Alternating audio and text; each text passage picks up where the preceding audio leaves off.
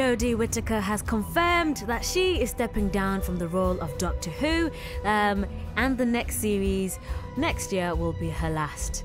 And, it's been rumoured for ages, and I'm a big fan of Jodie, and now that it's been confirmed, I'm a bit devastated, Not only was she the first female Doctor Who, but she put Yorkshire on the map. That being said, she's from Huddersfield, and do you remember all the Sheffield locations that have been used in her time on the show? Now, Richard Lloyd is a Doctor Who mega fan from Yorkshire. He's got a YouTube channel where he analyses the music used in the series. But he's also created a video looking at the Sheffield locations featured in Jodie's era on the show. Hi, Richard. Hello, it's great to be here. Oh, thank you so much for being here. What did you make of the news that Jodie is going to be stepping down? Oh, well, I think I'm as devastated as you. Yeah, it's really sad, and as you say, it's been rumoured for a long time, so we sort of knew to expect it, and because Jodie's done 3 seasons, which is sort of the standard for any Doctor, again, we sort of knew perhaps this news was coming, but nevertheless, I think it surprised us all when it came through yesterday.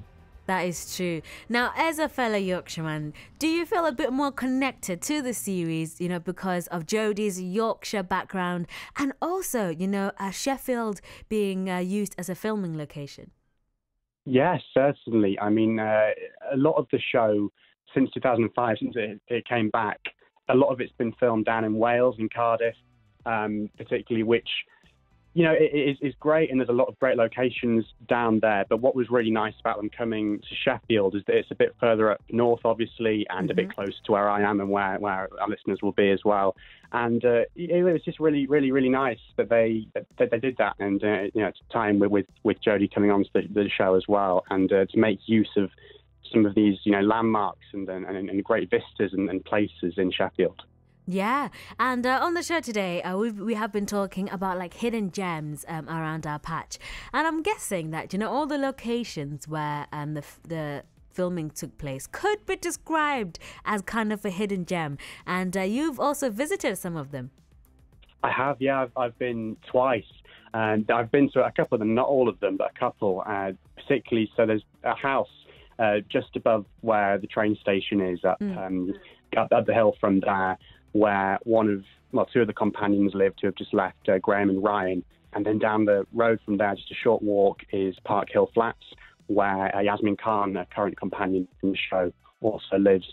So they are both really great locations. I would say Park Hill is probably the most iconic of all the Sheffield locations, because that's where the TARDIS lands when the 13th Doctor finally brings her new friends back home.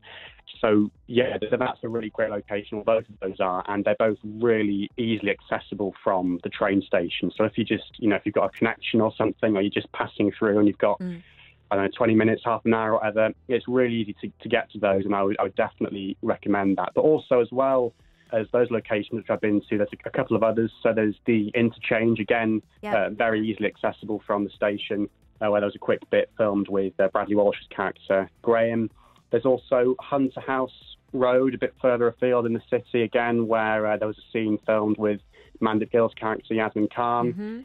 There was the crane site by Meadow Hall, which formed a pretty considerable chunk of Jodie Whittaker's first story way back in 2018. That was where the kind of climactic fight happened, or confrontation between her and the villain, Tim Shaw. So that's a really great location.